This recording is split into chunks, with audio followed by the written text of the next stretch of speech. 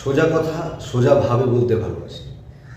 সেই কারণে অনেকেই পছন্দ করেন, আবার অনেকেই হয়তো পছন্দ করেন না। তাতে অবশ্য আমার কিছু আসে যায় না। নমস্কার, আমি রাজীব।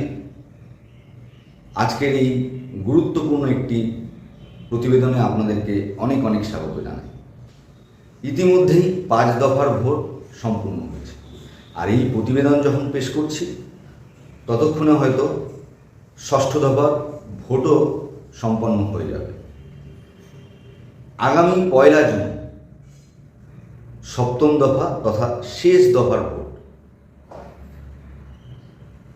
দেখুন, মোদিজি তৃতীয়বারের জন্য আবার প্রধানমন্ত্রী হচ্ছেন, এই বিষয়ে দেশের কোনো মানুষের মনে কোনো প্রকার সন্দেহ নেই, কোনো রকম সন্দেহ নেই। মোদিজিকে যিনি সব থেকে বেশি অপছন্দ করেন, মোদিজির যিনি সব থেকে বেশি বিরোধিতা করেন, মোদিজির যিনি সব থেকে বড় সমালোচক, সেই মানুষটাকে পর্যন্ত গিয়ে জিজ্ঞাসা করুন, উনিও বলবেন আপনাকে যে না, মোদিজি প্রধানমন্ত্রী হচ্ছেন। কেননা এই মুহূর্তে দেশবাসীর কাছে মোদিজির কোনো বিকল্প নেই।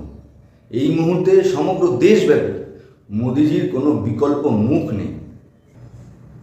নরেন্দ্র মোদী আবার তৃতীয়বারের জন্য প্রধানমন্ত্রী হবেন, এই নিয়ে যখন কারোর মনে কোনো সন্দেহ নেই, ঠিক সেই জায়গায় দাঁড়িয়েই আমার যাদবপুরের মানুষের কাছে, যাদবপুর লোকসভা কেন্দ্রের ভোটার তথা সাধারণ মানুষের কাছে আমার প্রশ্ন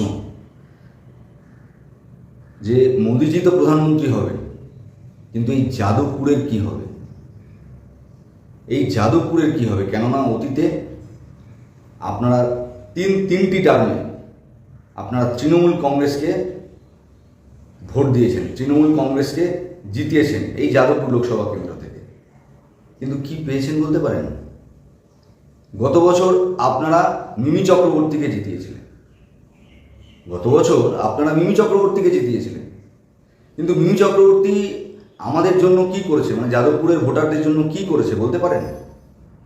ওই একদিন আমরা দেখেছিলাম অরূপ বিশ্বাসের পাশে জিপ র্যালি করতে। ওই জিপ র্যালিতে ওই একদিনই আমরা দেখেছিলাম গ্লাভস পরে উনি সমগ্র যাদবপুর লোকসভা কেন্দ্রটি পরিক্রমা করেছিলেন। কিন্তু তারপরে ওনাকে একদিনও খুঁজে পেয়েছিলেন বা দেখতে পেয়েছিলেন বা পেয়েছেন? হ্যাঁ, পেয়েছেন, দেখতে পেয়েছেন। উনি চলচ্চিত্র জগতের মানুষ, তো দেখতে পেয়েছেন। ওই রূপলী পর্দায় ওনাকে দেখতে পেয়েছেন, ওই সিনেমার রূপলী পর্দায় ওনাকে দেখতে পেয়েছেন, টিভির পর্দায় ওনাকে দেখতে পেয়েছেন। তারপরে কেন্দ্রে ওনাকে, মানে যাদবপুর লোকসভা কেন্দ্রে সাধারণ মানুষের ওনাকে দেখতে পান টিভির পর্দা, রূপলী পর্দা ছাড়া। আর ঠিক এইবারও ঠিক সেই রকমই একজনকে প্রার্থী করেছে তৃণমূল কংগ্রেস, মানে ওই একই গোত্রের একজনকে প্রার্থী করেছে আমাদের এই যাদবপুর কেন্দ্রে, সায়নী ঘোষ। ওই রংচং মাখা, মানে গত বছর যেমন ওই রংচং মাখা চলচ্চিত্র জগতের একজনকে প্রার্থী করেছিল তৃণমূল কংগ্রেস, যাকে আমরা খুঁজে পাইনি, যিনি সংসদে মাত্র 3 দিন গিয়েছিলেন, বাদল অধিবেশন, শীতকালীন অধিবেশন, সমস্ত অধিবেশন অনুপস্থিত থেকে সাধারণ মানুষদের কথা তুলে ধরতে অসমর্থ হয়েছেন। এইবারও ঠিক সেই রকমই একজনকে এই যাদবপুর থেকে প্রার্থী করা হয়েছে, তার নাম সায়নী ঘোষ। তিনিও যাবেন না সংসদে, আর তিনি এই যাদবপুরের সাধারণ মানুষদের কথা তুলেও ধরবেন না। ধরবেন কি করে? সংসদেই তো যাবেন না। তাই সংসদে যিনি যাবেন তেমন একজনকে এই যাদবপুর লোকসভা কেন্দ্র থেকে নির্বাচিত করে প্রতিনিধি হিসেবে, সংসদে পাঠাতে হবে। আর সেই বিষয়টার উপরেই আপনাদেরকে ভাবনা চিন্তা করতে হবে। আর যারা বামপন্থায় বিশ্বাস করেন, বাম মতাদর্শে বিশ্বাস করেন, বামফ্রন্টের এই কঠিন পরিস্থিতিতেও বামফ্রন্টের উপরে ভরসা রাখেন, বামফ্রন্ট শূন্যে নেমে গেছে জেনেও বামেদেরকে ভালোবাসেন, আমি সেই সকল বামপন্থী বন্ধুদের উদ্দেশ্যে বলছি, আমি সেই সকল বামপন্থী দর্শক বন্ধুদের উদ্দেশ্যে বলছি যে আমি জানি আপনারাও চান এই পশ্চিমবাংলার মাটি থেকে তৃণমূল কংগ্রেসকে উৎখাত করতে। আপনারাও চান তৃণমূল কংগ্রেসকে এই পশ্চিমবাংলা থেকে বিদায় জানাতে, আপনারাও চান তৃণমূলকে পরাজিত করতে। কিন্তু বিশ্বাস করুন, এই মুহূর্তে পশ্চিমবাংলা তথা সারা ভারতবর্ষের বুকে বামপন্থীরা বিকল্প নয়।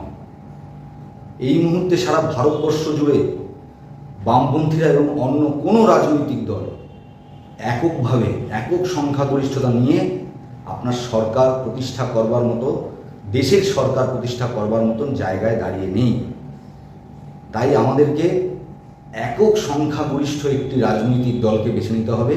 আর এই মুহূর্তে এককভাবে যদি দেশের মধ্যে কোনো রাজনৈতিক দল সরকার প্রতিষ্ঠা করতে পারে, একক সংখ্যাগরিষ্ঠতা নিয়ে সারা ভারতবর্ষের বুকে সরকার প্রতিষ্ঠা করতে পারে, একমাত্র এক এবং অদ্বিতীয় ভারতীয় জনতা পার্টি, অন্য কোনো রাজনৈতিক দল নয়।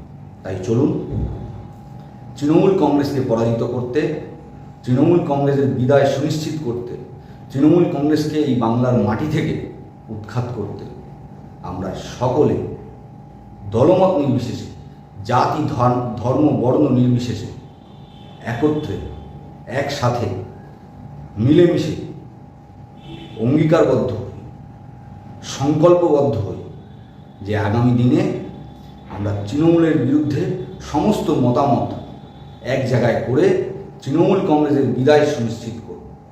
এই অঙ্গীকার আমাদের সকলকে একসাথে নিতে হবে। আর যারা সাধারণ মানুষ এবং তৃণমূলের সভ্য সমর্থক, যারা একটা সময় তৃণমূলকে সমর্থন করেছিলেন, আর আপনাদের সেই বিশাল সমর্থন নিয়ে তৃণমূল এই বাংলার মাটিতে ক্ষমতায় এসেছিল, কিন্তু বর্তমানে তৃণমূল কংগ্রেসের পাহাড় প্রমাণ দুর্নীতি দেখে দেখে আপনারা ক্লান্ত হয়ে গেছেন, আমি তাদেরকে উদ্দেশ্য করে বলছি, আপনারাও কিন্তু আগামী দিনে আপনাদের অতি মূল্যবান ভোটটা নষ্ট করবেন না। কেননা তৃণমূলকে পরাজিত করতে একমাত্র এক এবং অদ্বিতীয় বিকল্প ভারতীয় জনতা পার্টি, অন্য কোনো রাজনৈতিক দল নয়। আর যারা বর্তমান পত্রিকার পাঠক পাঠিকা, বিভিন্ন বিকিয়ে যাওয়া পত্র পত্রিকার পাঠক পাঠিকা, একটা সময় আপনাদের পছন্দের সেই পত্র পত্রিকাগুলোতে চোখ বুলালে পরে আপনারা আপনাদের মনের কথাগুলোকে খুঁজে পেতেন, আপনাদের মনের কথাগুলোকে উপলব্ধি করতে পারতেন, অনুধাবন করতে পারতেন। আর আজকে আপনারাই বলছেন যে এই পত্র পত্রিকাগুলো সব বিকিয়ে গেছে, কেননা এরা তৃণমূল কংগ্রেসের দোষ খুঁজে পায় না, তৃণমূল কংগ্রেসের কোনো দোষ খুঁজে পায় না। তাই আপনারা চান, আমি জানি, এই বাংলা থেকে তৃণমূল কংগ্রেসকে উৎখাত করতে। তাই আপনারা যদি এই বাংলার মাটি থেকে তৃণমূল কংগ্রেসকে উৎখাত করতে চান, তাহলে এক এবং অদ্বিতীয় বিকল্প ভারতীয় জনতা পার্টি, অন্য কোনো রাজনৈতিক দল।